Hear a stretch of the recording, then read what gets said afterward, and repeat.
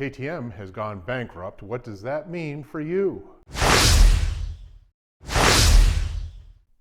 Well, for the technical stuff that I'm not too good with, I'm not a economist or a market specialist, but in November of 2024, KTM declared insolvency, and this was due to a myriad of factors, which included an 89% increase in debt in one quarter, in the second quarter of 24, and a stockpile of motorcycles that was in the 300,000 range.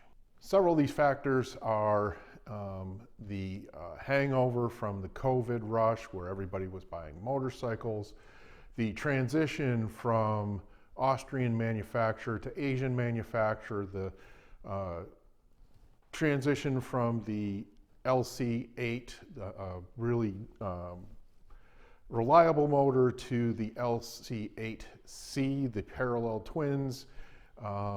There was good and bad reviews I've heard about them. I've heard some really horrific things and people that love them. However, there is a 90% warranty system rate out of those motorcycles. Now, this is a company, and these are my opinions, this is a company that ruled the off-road market, from the 50cc kids dirt bike to the 1290, the venerable massive ADV bike. And mine is a sub-variant of the 1290, mine's the 1090. I bought this bike 6 years ago as a holdover, so they were even having issues back then.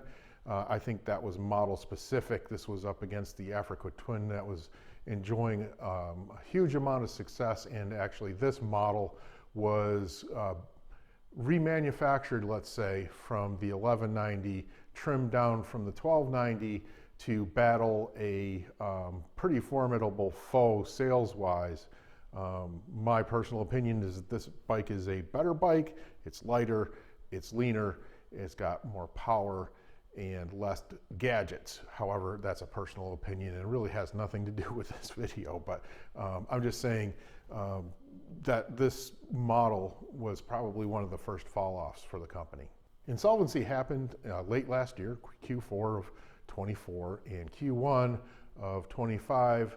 KTM failed to meet some obligations, I guess you would call them, to the bankruptcy court in Europe, and they missed those, and they finally in January declared bankruptcy. So the meat of this video, what I really wanted to convey here, none of that really matters to you unless you're an investor, but what it does, it affects you in the if you have a motorcycle, if you're going to purchase a KTM motorcycle, what these ramifications are to you. Personally, I've been riding for the better part of 50 years. I think we're coming up on 48 this year, 49 this year. I've been an avid motorcycle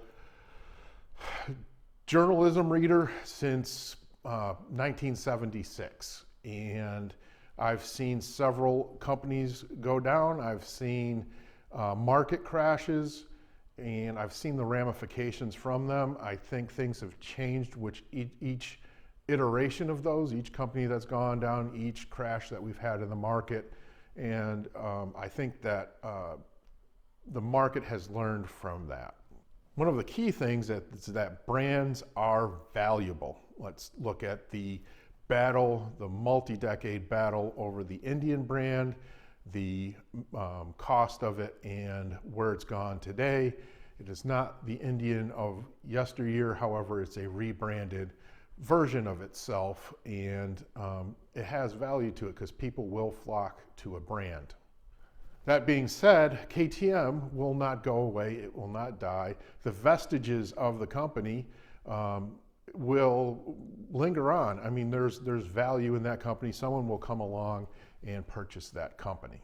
Unfortunately, some of those purchasers that are looking at purchasing the company are CF Moto and a Taiwanese company. I think there's like 3 or 4. Those CF Moto seems to be the biggest one bandied about there. That's good for the owners, somewhat. Depends on what the mindset is of that company. People that are brand loyalists, I like my KTM. I am not a brand loyalist of any brand.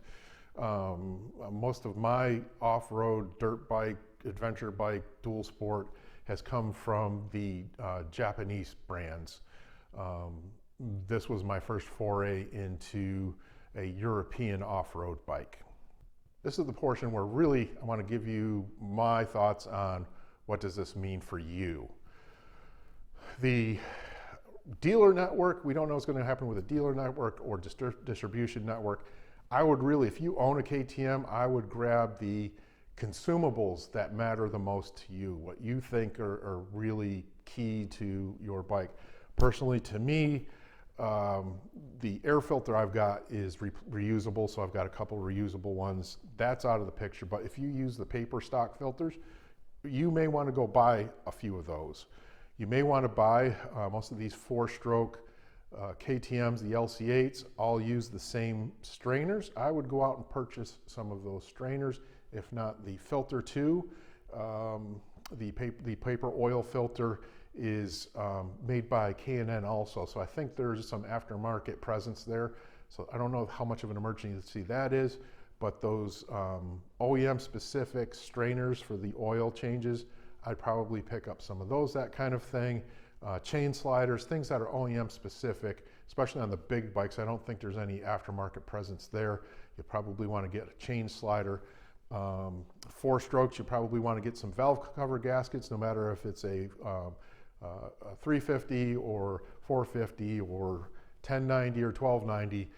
I'd get a set of those for a valve change in case you break one during a valve adjustment. You want to make sure that you have that kind of stuff in stock. 2 strokes, you may want to have a top end kit from the company. I know there's a big aftermarket presence, but if you want to keep it stock, you probably want to go out and get some of those. So should you sell your bike? That is a good darn question. Motorcycles, especially the larger motorcycles, have a lot of OEM specific software.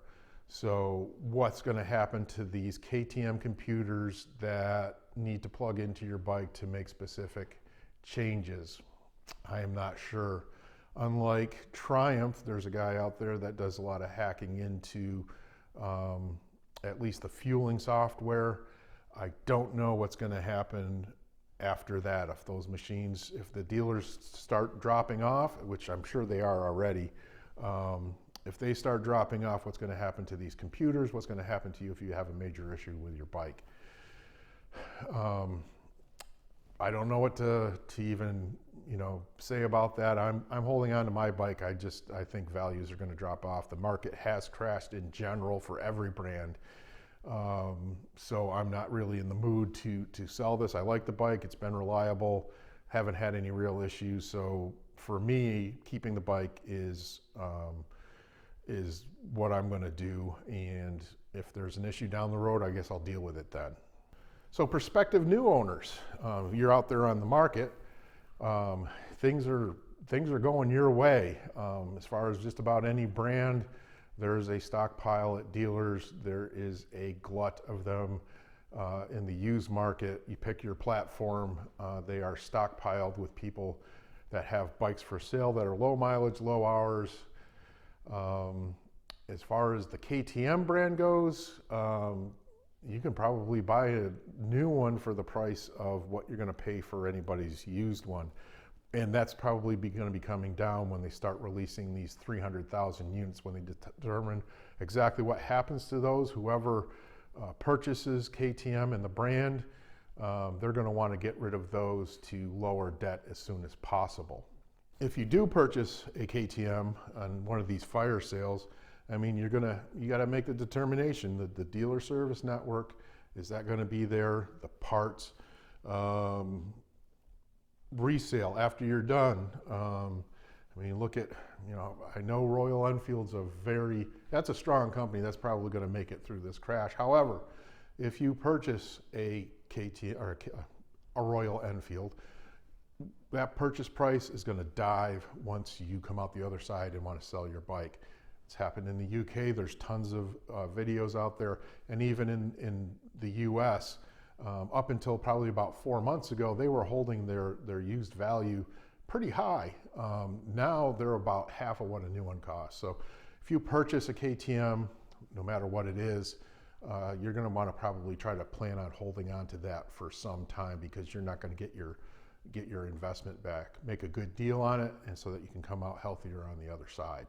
What will happen when a new owner comes? Well, the prospective new owners that I see are going to want to pull that in, and they will pull all the other brands, I'm assuming, in, and maybe not keep them active, but they will hold those as collateral, not as collateral, but as part of their investment capital, if you will. If they ever need to, they can sell the gas or the Husqvarna labels out. Even if they start manufacturing them, they may at some point in time decide to sell those brands off to whatever European or Asian company might desire those.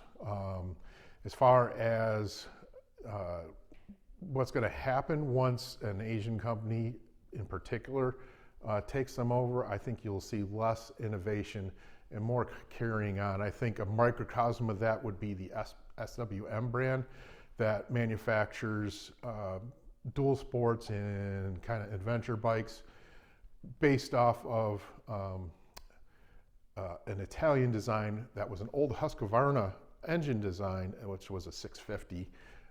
They continue to manufacture those. They're selling them. They're happy. They must be making money at it. So I would say that you would see the line just kind of carry on as it is.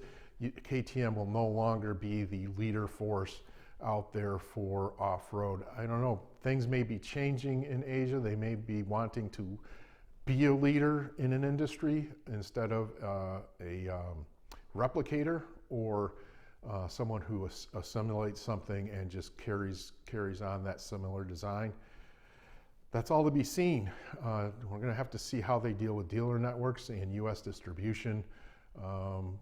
There's a lot of questions that need to be answered on that end going forward if you are a big KTM brand fan. Well, those are just some thoughts and things that I think you should probably be concerned about. But I appreciate you watching this video. Adios.